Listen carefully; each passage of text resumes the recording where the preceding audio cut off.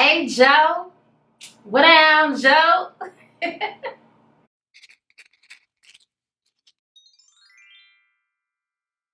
Emmy award-winning writer, screen producer, all-around badass Lena Waithe. She has partnered up with Showtime and they have developed a new series called The Chi, okay? And y'all know, well, some of y'all probably don't, but I live in Virginia, but I am born and raised in Chicago. I've only been in Virginia for about 6 years, so the majority of my life was spent in and near Chicago, so this show was like already near and dear to me. Lena's from Chicago. Common is also an executive producer. He's from Chicago, obviously. He will also be appearing later in the series as a character named Rafiq.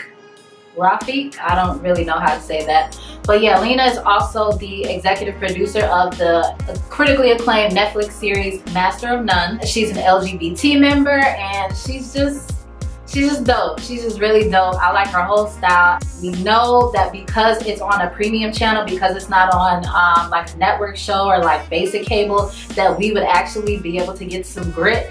And baby, this show gives me all types of Wire vibes. Like, yes, it feels like The Wire, but in Chicago. And I'm like, yes, yes, because we need something like that. The Wire's been gone for so long. The whole gist of the show is that it is about one incident that occurs on the south side of Chicago, and it deals with the ripple effect and the people that were involved with that incident. You're gonna find out what it is later. Just hold on, okay?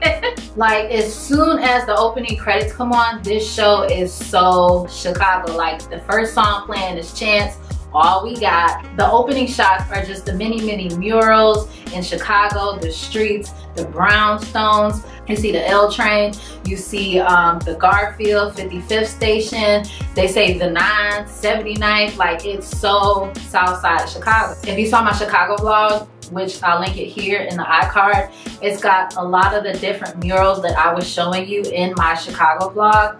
The first person that we're introduced to is Coogie. Now, I'm not gonna lie, thought it was a girl because he has like such big, gorgeous, natural hair. Oh, I'm so jealous of his hair. He has such big, beautiful hair, and he's just carefree, the epitome of black boy joy, just riding his bike through the streets. He's wearing like pink and like all types of bright colors. So I didn't know it was a dude until he started talking. And he was talking with the dude that owns the corner store. It's called the 77th Mart in the show or whatever. He's talking to the man who owns the corner store. He's trying to haggle him first. He was trying to haggle him for a grape pop and some jerky. In the Midwest, we don't say soda, okay? We say pop. I live on the East Coast and I still say pop. And people be like, it's soda. I be like, no, from Chicago, I'm gonna say pop, because that's how I was raised. So after he comes from haggling the corner store man about the pop, he comes across a dead body, okay? It doesn't shake him because that's just the world that he lives in on the south side. The blood is still leaking out the head, the body's not even cold, so he kind of like touches him, which, why would you touch a dead body?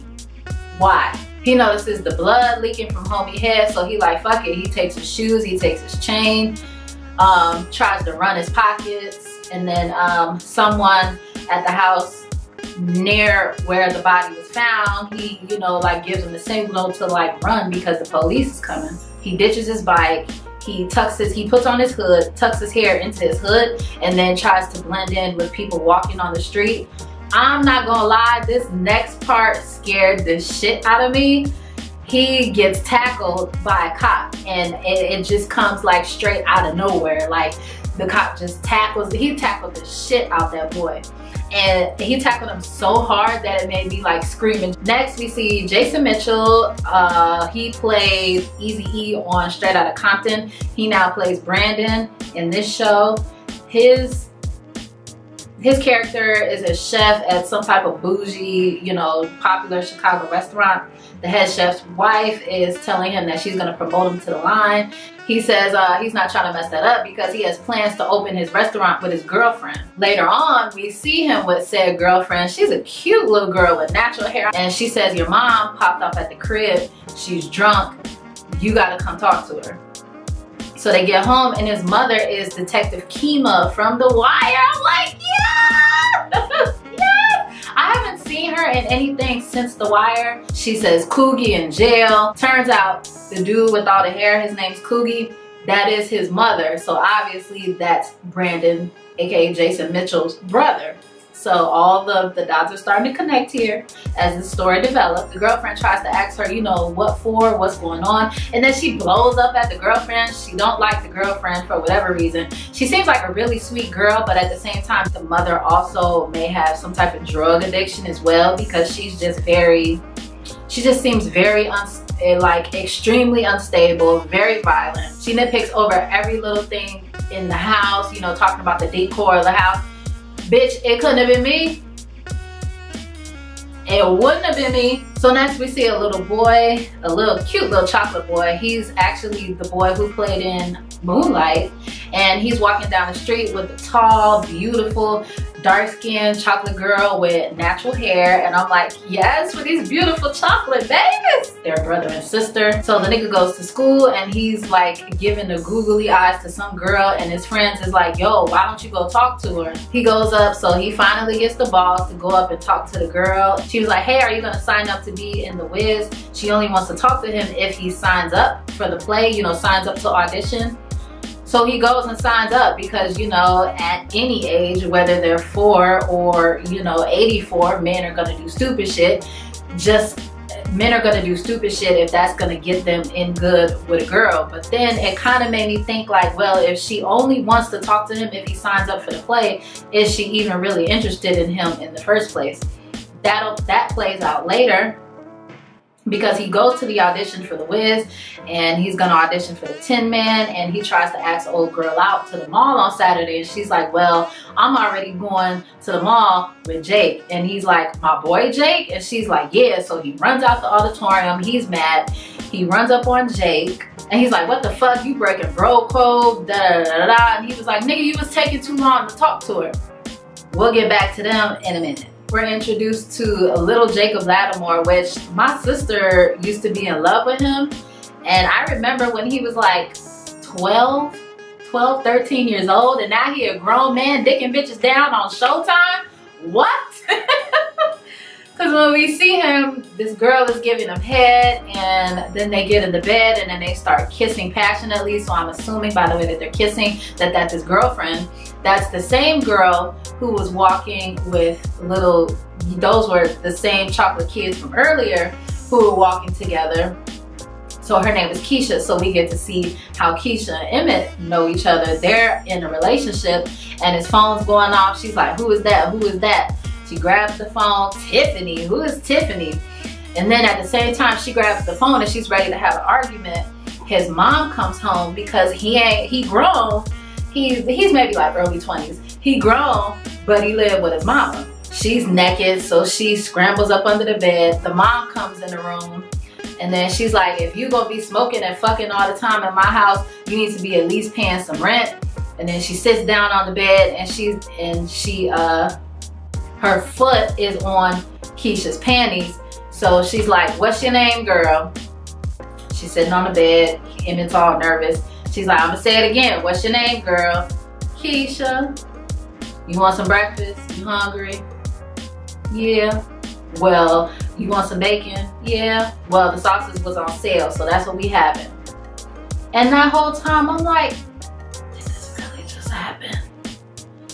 Lena Waithe in one of the little shorts on their YouTube channel, she said that she wanted to show a different mother-son dynamic than what would be cliche of her just walking in on her son and then, you know, threatening to beat his ass and, you know, going all crazy. She just sat on the bed like, yep, it's another one. My son's still fucking these little girls. So later on, Emmett's in like the Foot Locker or Foot Action type store. He's trying on some gym shoes because in Chicago we call them gym shoes.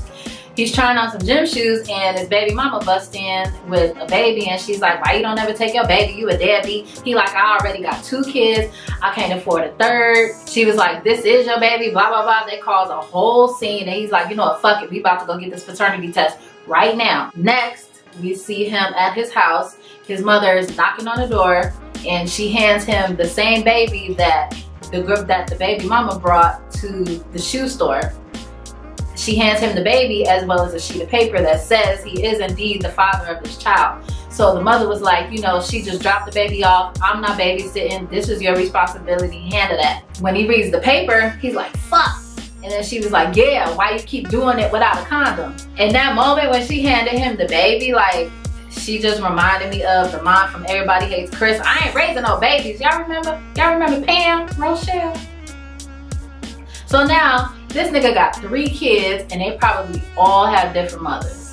He at least has 2 baby mamas, if the first 2 don't have the same mom. So now we see the old head sitting around on the porch, chopping it up, and the old head, his name is Ronnie, and he's like, I ain't got no job. What I need a job for? So I can pay Trump taxes. A detective pulls up, and he's like, yeah, we need to talk about Jason. And Ronnie mentions earlier when the old heads are talking, they allude to a previous relationship. And Ronnie says straight out, like, Jason is not my biological son, but I raised him like he was. So yeah, that's your son if you raised him. It seems like Ronnie is one of those old heads in the neighborhood that the police know, that nobody fucks with, that, you know, hood niggas wouldn't let anybody touch. You know what I mean? Like, Ronnie just gives me that type of he knows everybody in the community type vibe. So they in the car, and the cop is like, it's about Jason. Now, you know, you in the hood when all you gotta say is, it's Jason, it's Terrell, it's Tony. That signifies that that person's dead. Not just that something happened to that person, but that they're dead. And that's what the cop says to him. So they ride down to the mortuary. He identifies the body. Jason's mother, Tracy, is there. She's sobbing. She's telling the cop, you need to tell me who found this. I feel like her acting was trash in this scene. I'm gonna need much better from her going forward, especially as a mother who just lost what seems like her one and only child. Coogie is in the holding room. He's being interrogated by the same cop who picked up Ronnie and brought him to ID the body. So he's asking him, like, why were you standing over the dead body? And Coogie tells the truth. He said, you know, he was down there feeding a dog, came across the body, and that was it. Detective's like, man, this kid don't have a record, no gun on him, no priors. He's a smart kid. He won't say shit, even if he did see something. So you have another white cop. They're kind of playing good cop, bad cop. By now, the one that was interrogating Coogie, you could tell he really wants to see the best in Coogie and feels that in his gut that Coogie didn't do this. But the other cop is like, how can you be so sure? Blah, blah, blah, blah. Kind of making it seem like, well, because he was standing over the bodies and that means he did it. Not in the hood. You're not scared of no dead body in the hood. So then they let Coogie go, and then his mother and Brandon are there to pick him up. The mom goes from 0 to 100. As soon as she sees him, she starts to make a scene. They take it outside. Brandon stays behind. The detective gives him his card, like, hey, is that your brother? He's a really good kid. Call me if you need anything. Brandon goes outside where their mom is yelling at Coogie, and he suggests that Brandon stay with him and his girlfriend for a couple nights just to get him out of the neighborhood. And this crazy, insecure ass mama is like, oh, so you think I can't do a good job with my son? She's tiring.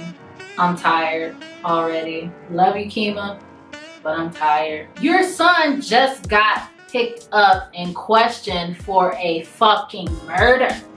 Wouldn't it make more sense for him to go lay low? He not being charged with shit, but just to get him out of the area, just to let him breathe and decompress. Next we have Ronnie and Tracy. They're talking about Jason, and Tracy says he was at a party, and if somebody would have been fucking with him, or if he got into it with somebody, he would have told her because they were close.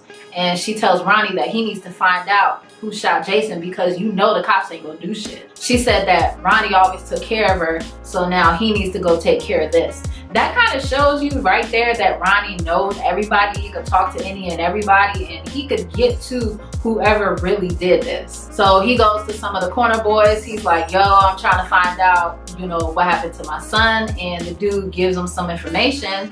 He sees Coogie go into the 77th mark. By this time now it's dark. He sees Coogie go into the 77th mark and he questions him, and it turns into a big ass argument. Ronnie gets triggered when he sees that Coogie is wearing the necklace that he took off of Jason's dead body like a dumbass. You can tell he's not the most street smart. So he's like, you killed my son, you killed my son. He pulls out a gun. I'm like, he ain't gonna shoot him. You know, he just trying to scare him. You know, maybe like make him pee himself a little bit. He's like, you killed my son, you killed my son. And he shot Coogie in the chest. I'm looking like,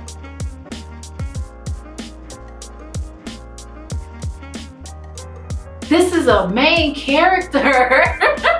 You just killed the main character on the pilot episode? Whoa.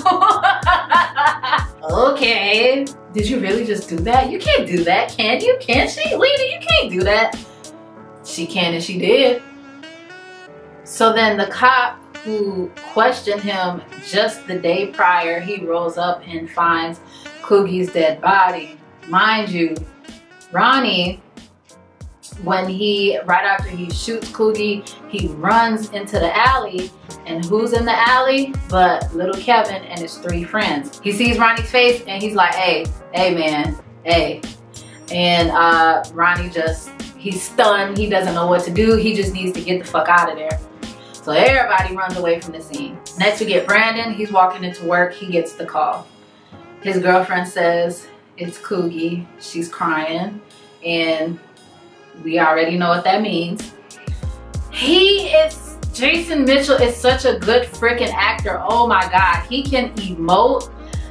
Girl, you could see the grief, you could see pain, and then it just turned into anger, and then it just sadness in just that short little scene. Oh, he's so good. Later at the funeral, he gave an amazing eulogy. Was it his brother's eulogy or was it just him saying something?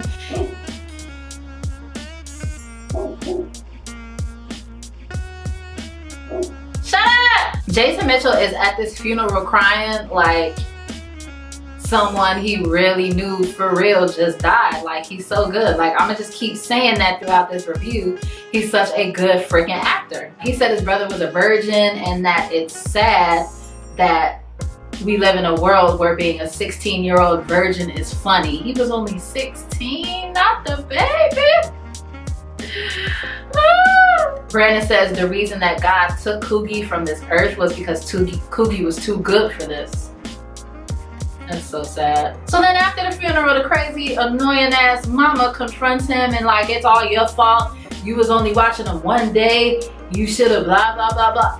Bitch! Oh, I hate her so much. I hate her so much. She don't like the girlfriend. She like, this bougie bitch. Ever since you moved in with this bougie bitch, you don't take care of him no more. I get it that people grieve in other ways, but you're completely blaming your older son for your lack of parenting on your younger son.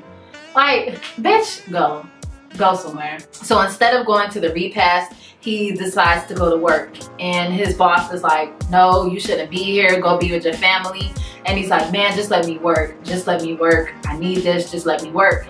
This is his, pretty much this is him proving, this is his defining moment where he could prove to his boss that he deserves this promotion. So this nigga is about to channel all of his anger and his rage and his sadness into being the best line cook that he could be. And then after the shift, the boss's wife comes up to him like, yeah, you did a great job. I get why he wants to go to work. He wants to distract himself as a man. I think that he feels like he needs to hold all of this in and just be unnecessarily strong. But like, that's your baby brother. Like, that's your baby. And he just died. It's okay to grieve. It's okay to stay home and not be around people, but going to work and just trying to ignore everything, it's not going to help. So I'm interested to see how his grieving process is going to play out. I'm interested to see how everybody's grieving process is going to play out, okay? Because these two deaths, as you can see, there is like a ripple effect, and you're seeing how they affect all these people. I need backstories. I need to know how this is gonna affect everyone. So then the chef's wife, his boss's wife, comes over and she's like, you know, you did a great job. And she's like flirting, like looking at him a little too long. And at first, when we first see the boss's wife, she's slightly doing the same thing, but not as long. Brandon, don't do that. Number one, that's your boss's wife. Number two, I don't know what she is, but she ain't black. Don't go there. Don't go there. But she's definitely giving him that rhythm though. So he goes to the corner store. He runs into Emmett. He's like, you know, I'm sorry about your little bro. I just bought some shoes from him. Mind you, the shoes that Emmett bought from Coogie was taken off of the dead body. Just so you know, just so you know, have an idea of what's going on here. He tells Brandon like, yo, my girl's little brother knows who shot him. And then he tells him, you know, where Kevin lives. So Brandon goes to Kevin's house. They haggle back and forth. He's like, man, I ain't telling you shit. I ain't no snitch. The nigga gonna kill me. I was the only person that saw his face, so he gonna kill me if it comes out that I snitched. And then Brandon was like, Brandon gave him all the cash in his pocket that he had and gave him the bike. And Kevin showed him Ronnie. So the episode ends with Kevin asking Brandon, so what you gonna do?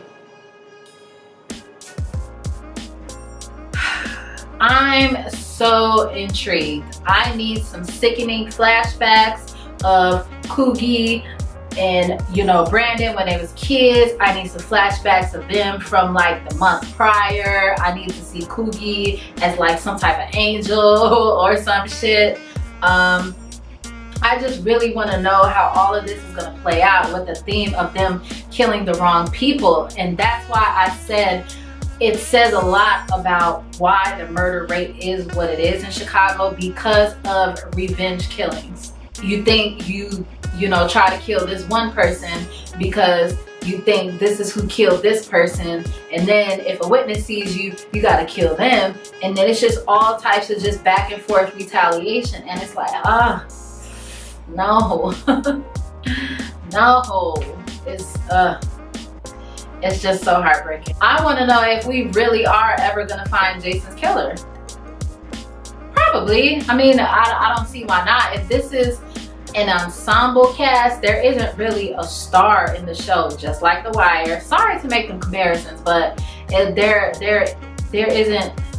You'll always have a breakout star, but there's no like one main character in this show. Everyone in this show is intertwined, and obviously the actions of one person, especially committing a murder, affect everyone else. So yeah, let me know how you felt about this show. I will be reviewing every single episode. The reviews will be up. It comes on Sunday, so that the review will be up on Monday.